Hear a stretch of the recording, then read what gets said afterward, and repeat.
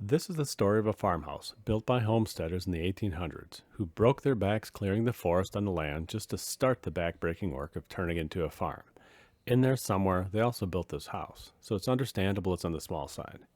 It was the site of celebrations and heartbreaks, all things in life good and bad for generations, until the farm was abandoned and fell into decay. Today, we're going to bring it to life. Today, we're going to build the Lancaster farmhouse from Walthers, which is part of the diorama I'm building for the Walthers National Model Railroad Build-Off 2022. We are going to build an interior, so we need to come up with a floor plan. The house is small, limiting it to the basics. No libraries, home gyms, or man caves. The first floor gets a kitchen to cook for the crew, a dining room to feed them, and a parlor for the few minutes a day they aren't working or sleeping. 2 fireplaces for heat, plus stairs both up and down, and a pantry for the kitchen. The upstairs has 3 bedrooms, one each for the girls and boys, and one for the parents. It also has the only bath and one more room used as a nursery and later storage.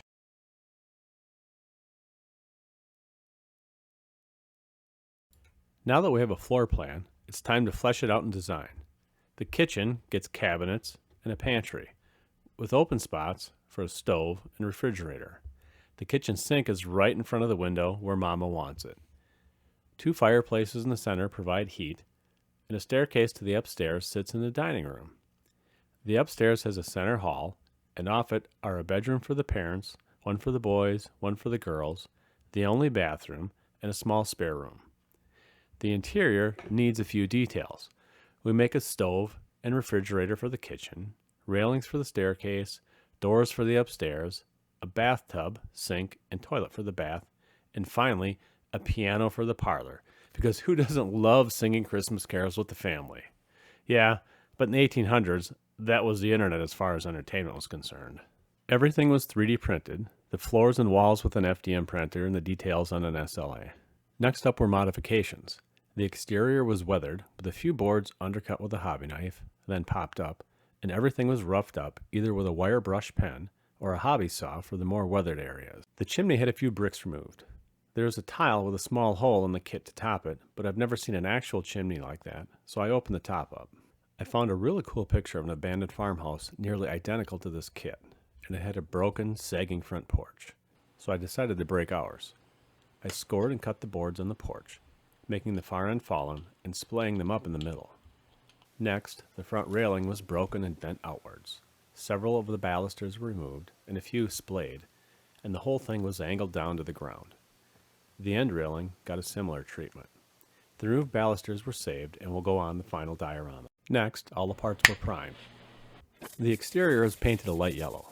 My cousins lived on a farm, and while their house was brick, the barn was a light yellow, and I thought it would make a nice break from the ubiquitous white this kit is usually painted. Before painting, the walls were coated with hairspray for weathering.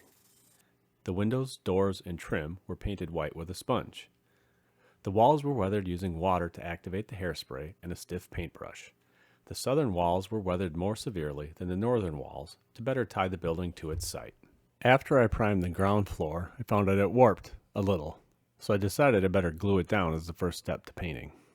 Fortunately, the glue held everything down and kept it in place. Now it was time to paint the interior. The floor got a base coat in preparation for wood effects, the fireplace got painted brick red, and the cabinets and pantry got a coat of white. From here, the colors got a little funky. I assume the house got remodeled once, in the 70s, so the counter is avocado green. The door trim upstairs also gets painted white, and the bathroom got a coat of Miami blue. The boys' bedroom got a coat of boring tan. Teenage boys can use a little injection of boring from time to time. The parents' bedroom gets a coat of burgundy, and all the exterior walls get matching paint. The bathroom fixtures are white, as is the fridge interior, along with the railings. The doors are brown, not to suggest wood, just brown paint. The range gets as close to harvest gold as I could find in Vallejo at the hobby store. The piano gets a wood effects base, and the fridge gets a funky 70s orange. The floors got the ammo wood effects treatment. Oil brushes, followed by a transparent orange spray, and then a wash. The piano got the same treatment, except for a transparent red spray for a darker wood. Everything then got a black wash to tone things down. Wallpaper was next.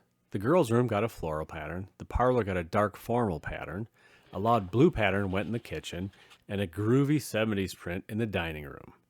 I just found these on the internet, copied them, put them in PowerPoint, repeated them, and then printed them out. Now the details go into the interior, starting with the stove. The fridge goes in with the freezer ajar and the door on the floor. Then the stair railing, and lastly, the piano in the parlor to complete the first floor. Upstairs, the bathtub, sink, and toilet go in the bathroom, and all 5 doors. Last are the railings around the stair opening, and now all the details are in the interior. Next was some weathering for the interior. Everything got a good coating of dust, and then there was some mold and slime applied to key places like the refrigerator, the sinks, and all the bathroom fixtures.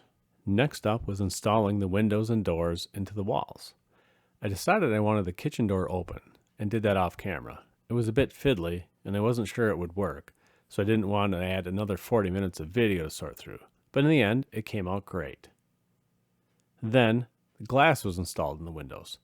The kit came with clear plastic, but it was very thick, and I wanted to have some of the windows damaged, so I used some thin acetate to make new ones and poked some of them out. Finally, the walls were assembled, and it's starting to look like a house. Last, the eaves were joined to the roof panels in preparation for shingling. The roof is molded with perfect shingles, which didn't fit this house.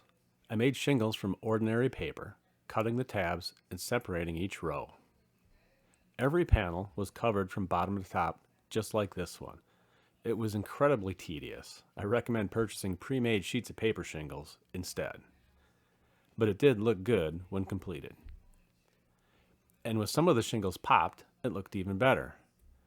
The roof was painted with thinned craft paint. I wanted to make sure it didn't fill in all the detail I just spent hours creating. Then it was dry brushed with a dark gray to give it a little contrast and make the detail pop. And now the final assembly. The rear porch was assembled and attached. Looking at the house, I decided the exposed gray wood needed some variety, so I added some highlights on the more open spots. Next was the front porch, which was a little trying with the damaged railings. The kit even includes some trim for the gable roof ends, which I thought was pointless at first, but it does finish those edges nicely. The gutters were far too clean and white, so I added some grime to them with a mixture of black and green paint. I might add some greenery if there are any trees nearby in the final diorama. My gutters start growing stuff every year. Something abandoned this long could have trees growing in there. I wanted to leave the roof removable for now, so I epoxied the 2 halves together. A bit of epoxy oozed out and made a shiny spot. I looked for something to cover it up and wound up using some roofing compound I found in the garage. It was shiny too, but it's prototypical, and a little gray pastel powder toned it down nicely. The gutters went on next now that the roof parts were joined, and a little grime and algae on the foundation was the finishing touch. And now, the final review.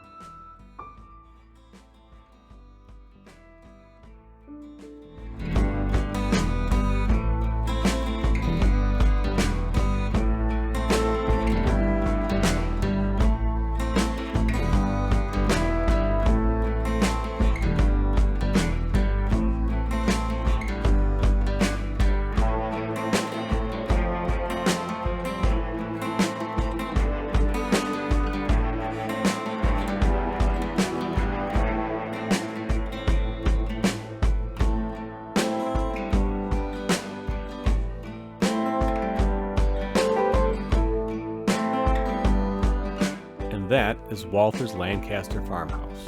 If you enjoyed the video, please like, comment, and subscribe, and stay tuned for more. Thanks for watching.